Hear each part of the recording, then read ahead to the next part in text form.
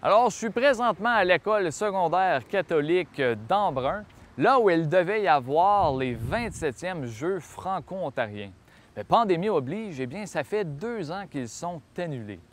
Qu'à cela ne tienne, aujourd'hui, on parle quand même de la FESFO, la Fédération de la jeunesse franco-ontarienne, et de son rôle auprès des jeunes franco-ontariens de la région de Prescott-Russell.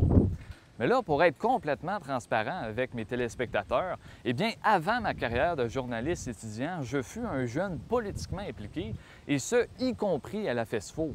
Alors, mes invités d'aujourd'hui, je les connais très bien et je partage avec eux une expérience positive de la FESFO.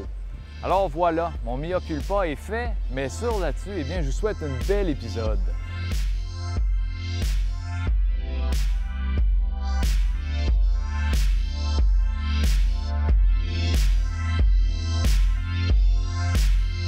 Je pense que l'intention de l'impact, c'est toujours de faire vivre des activités positives et marquantes à nos jeunes. Je trouve que ça t'ouvre beaucoup les yeux à un certain milieu que sans la FESFO, j'aurais pas découvert.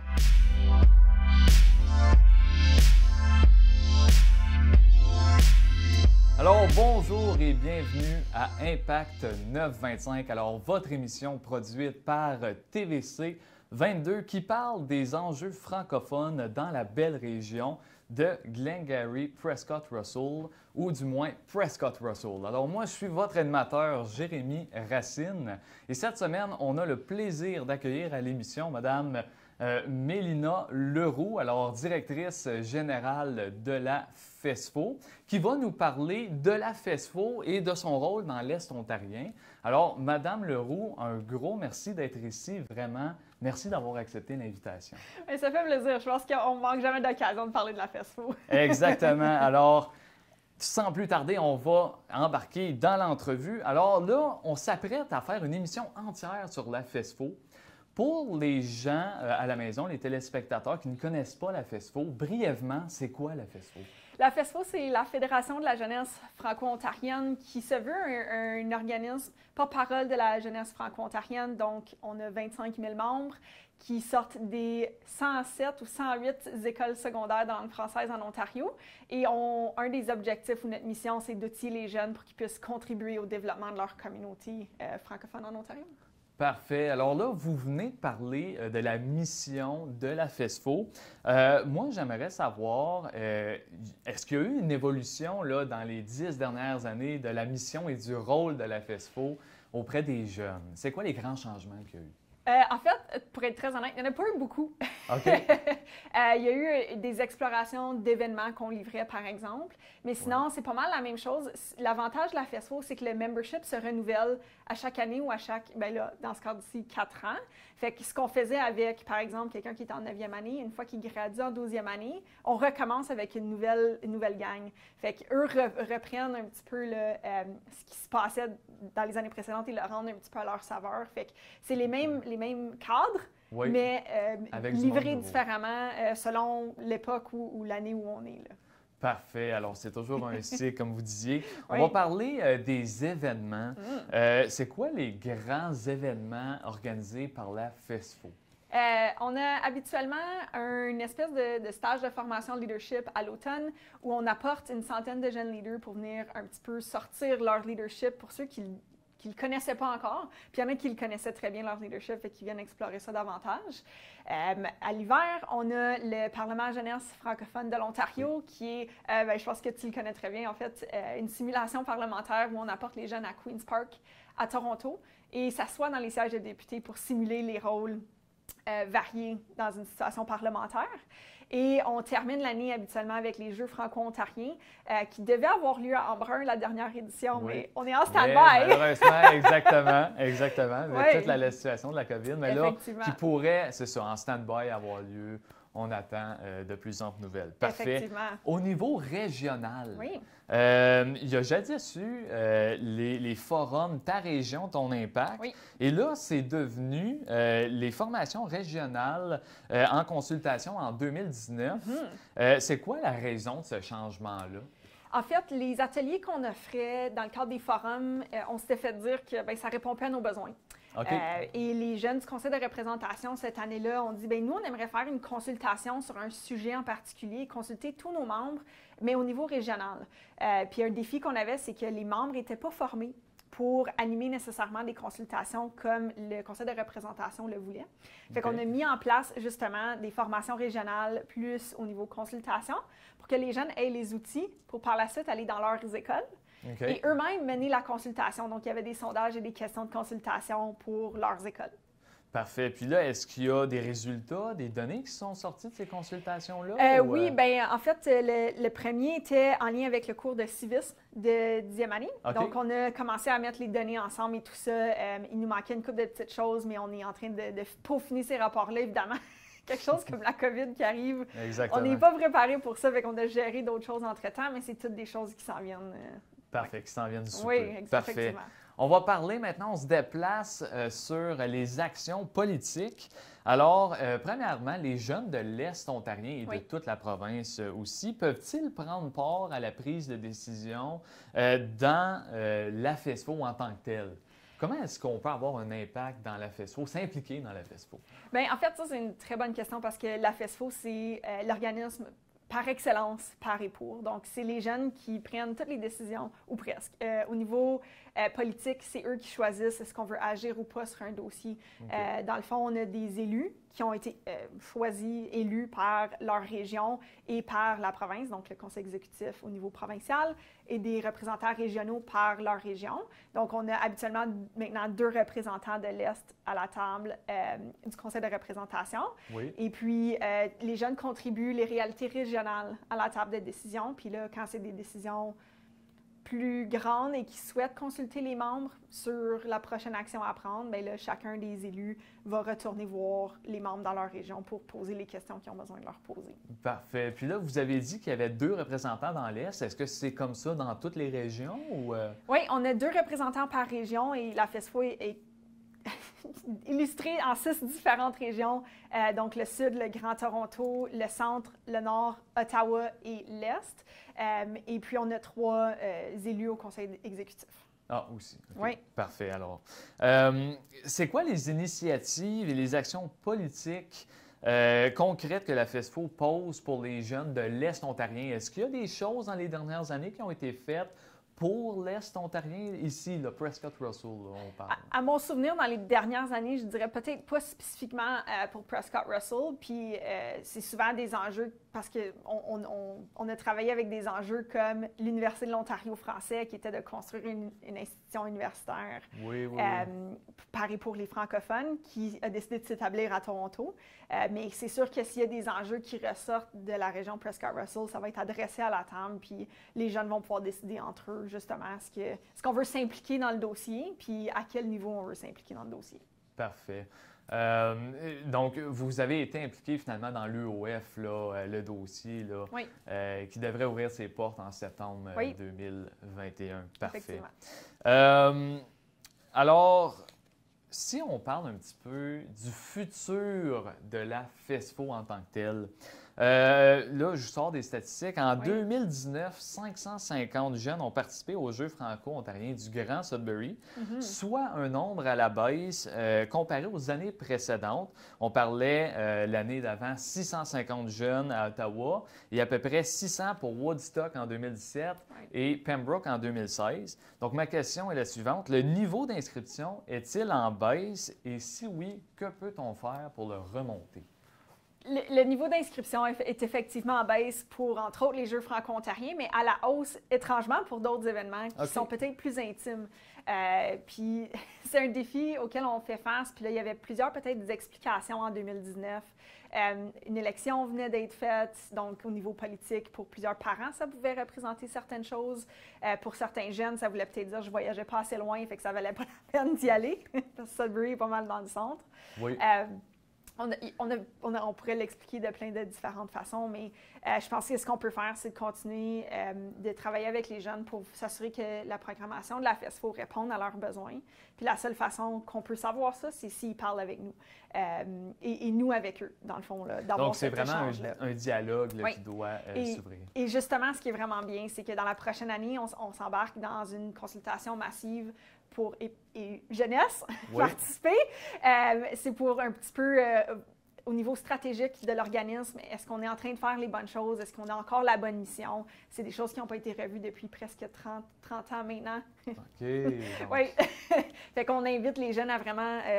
on va aller voir les jeunes dans leurs écoles. On va aller jaser avec les gens au niveau régional pour s'assurer que ce qu'on fait peut aussi rejoindre autant au niveau personnel, mais au niveau plus soit régional ou provincial, chercher les jeunes puis leurs besoins. Oui. Parfait.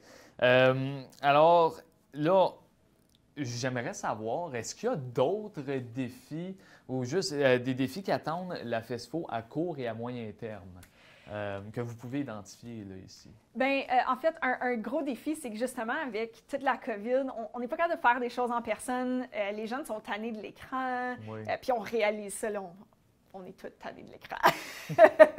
Fait que je pense que quand on va revenir en personne et on va réactiver toute notre programmation, je pense que là, on va avoir un défi important de parler avec les jeunes pour dire « Venez voir, c'est une expérience extraordinaire » parce que d'habitude, les seniors ou les gens, par exemple, qui étaient dans les écoles secondaires, qui parlaient avec leurs amis en revenant, n'ont pas eu cette expérience-là. OK, donc là, il y a eu une sorte de rupture. Effectivement, là, ça va faire 2 ans, puis peut-être une 3e année aussi où on n'a pas de jeu franco-ontarien. Fait que là, il y a une rupture, ça fait 3 ans que les gens n'ont pas vécu ça, fait qu'ils ne peuvent pas partager le sentiment de, quand on revient des jeux, de quoi ça a de l'air, ou de partager l'expérience. Fait qu'on a cette rupture-là qui va va nous apporter un défi important pour s'assurer qu'on puisse ramener les jeunes à participer à des rassemblements, leur dire c'est vraiment cool des événements, je vous jure! Parfait. Alors ça, c'est un défi là, qui s'annonce, un défi logistique. Oui. Parfait. Oui. En finissant, moi, j'ai une belle question à vous poser. Alors, c'est quoi l'impact de la FESFO sur le parcours ou la vie de ses membres? Moi, j'ai été à la FESFO. Plusieurs jeunes que j'ai connus à l'école l'ont été. Mais je veux vous entendre. Selon vous, c'est quoi l'impact? Bien, en fait, moi aussi, je suis un petit peu de celle qui a la majorité de son secondaire contribue aux activités de la FESFO et a participé aussi. Puis je pense que l'intention de l'impact, c'est toujours de faire vivre des activités positives et marquantes à nos jeunes, de leur donner une voix qu'ils n'ont peut-être pas dans leurs écoles ou dans leur communauté, mais de leur donner un petit peu cette motivation-là, de dire, même si tu as entre 14 et 18 ans, tu peux prendre part aux décisions. Tu peux contribuer de différentes façons aux décisions qui se passent dans ta région. Tu peux contribuer aussi aux liaisons qui sont faites dans la communauté. Tu peux contribuer à différents groupes dans ta communauté. Fait que je pense que pour nous, c'est toujours d'être capable d'outiller les jeunes puis de leur donner cette voix-là qu'ils n'ont peut-être pas dans leur milieu en ce moment. Parfait. Alors, ben c'est là-dessus, c'est sur ce beau message qu'on finit l'émission.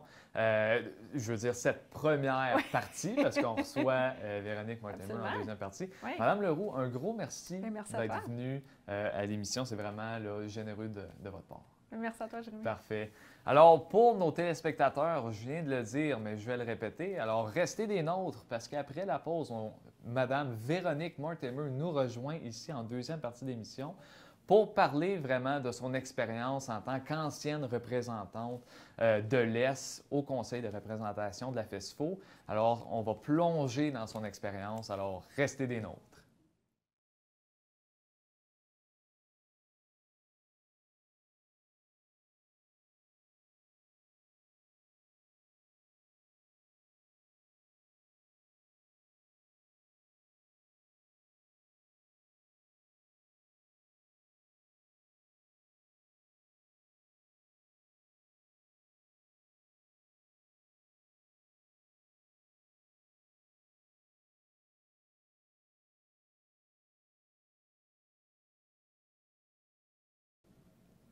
Alors, rebonjour et bienvenue en deuxième partie d'émission d'Impact 925. Alors, en première partie, on parlait avec Mme Mélina Leroux, directrice générale de la FESFO. En deuxième partie, on a le privilège de recevoir Mme Véronique Mortimer. Alors, Mme Mortimer est une ancienne représentante de l'Est au sein du Conseil de représentation de la FESFO. Donc, elle a eu une expérience quand même assez intime avec la FESFO. Donc, Madame Mortimer, merci d'avoir accepté l'invitation et d'être là. Ben, c'est bien le fun.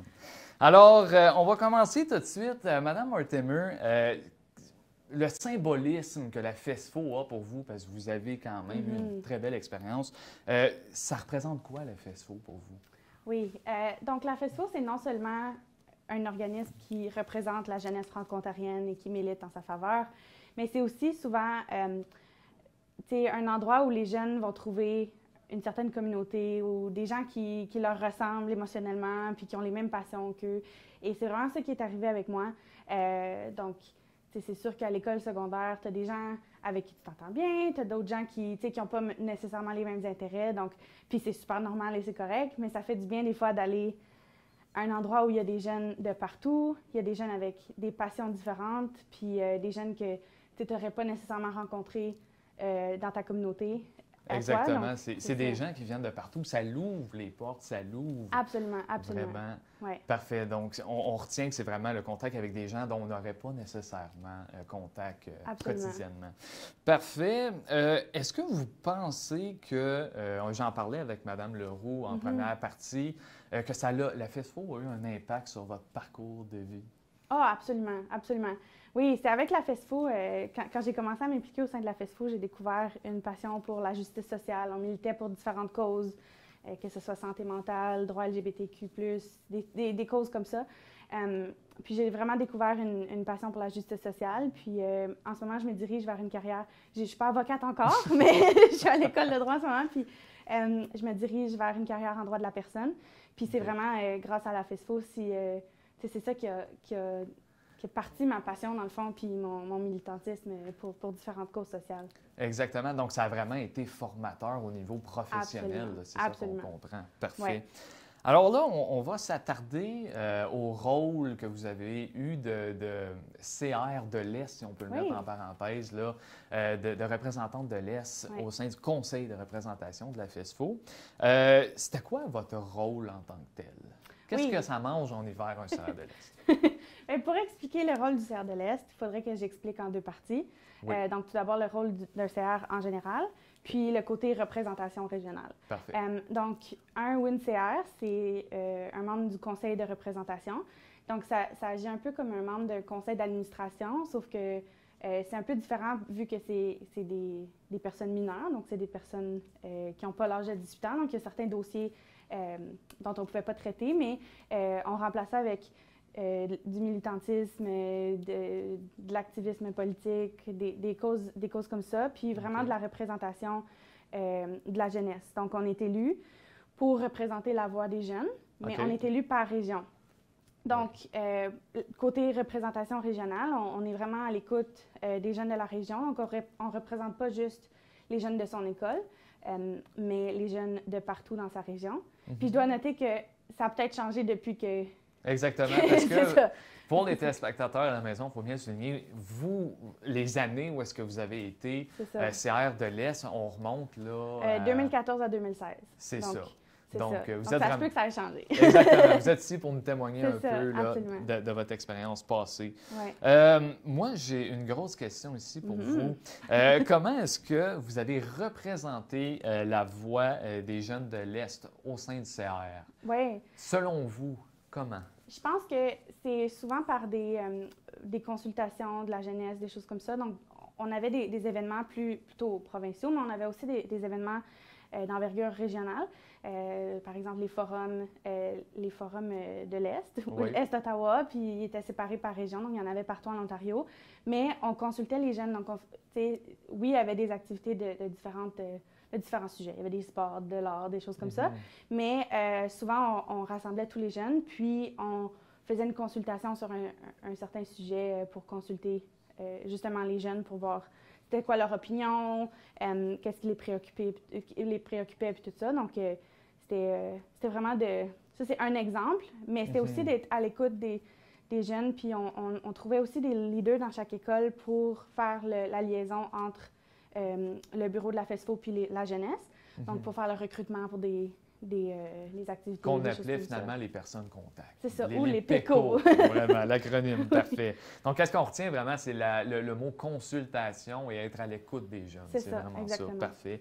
Dans quel dossier est-ce que vous étiez impliqué quand vous étiez au CR? Oui, il y en avait plusieurs, mais celui qui m'a vraiment marqué, c'était celui de l'Université franco-ontarienne.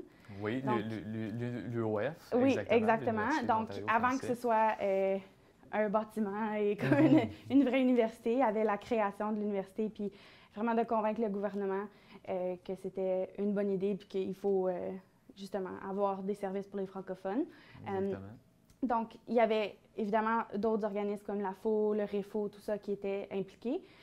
Mais la FESFO était impliquée aussi, puis ils nous consultaient beaucoup pour la voie de la jeunesse au secondaire, parce que c'est sûr que on n'était pas à l'université, mais on s'en allait à l'université. Exactement. C'était la prochaine génération qui était pour Exactement. faire vivre l'UOF. Exactement. C'est hyper intéressant que vous en parliez parce que la semaine prochaine, on a toute une émission sur les milieux universitaires francophones.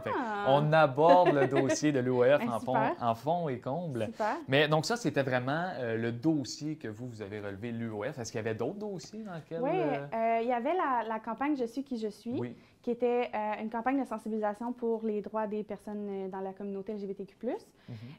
Donc, c'était vraiment de montrer que les jeunes peuvent s'affirmer comme ils ou elles le sont, puis de pas être, tu sais, qu'il n'y a pas de gêne, qu'il n'y a pas de honte à avoir, puis de sensibiliser aussi les gens qui peuvent être des alliés de cette communauté-là aux enjeux auxquels nos frères et nos sœurs de la communauté queer vivent dans différentes régions. Donc, Exactement. Donc ça, c'était vraiment un autre dossier. Je suis qui je suis, c'est ça.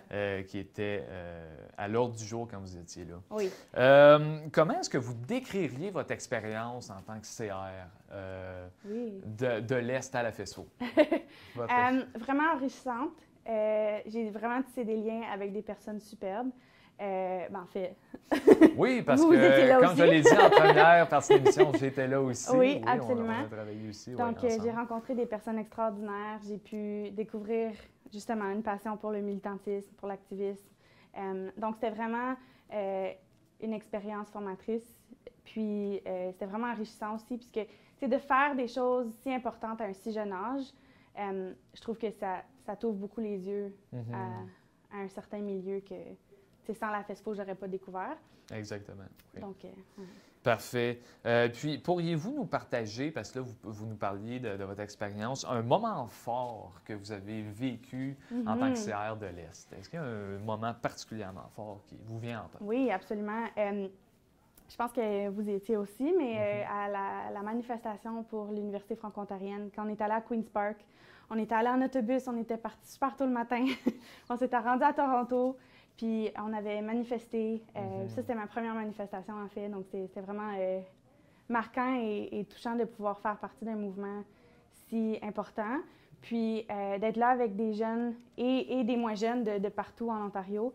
Il y a des autobus qui partaient de toutes les régions en Ontario. On se rencontrait tous pour aller à Toronto. Ouais, donc ça, c'est une journée qui va vous rester en tête.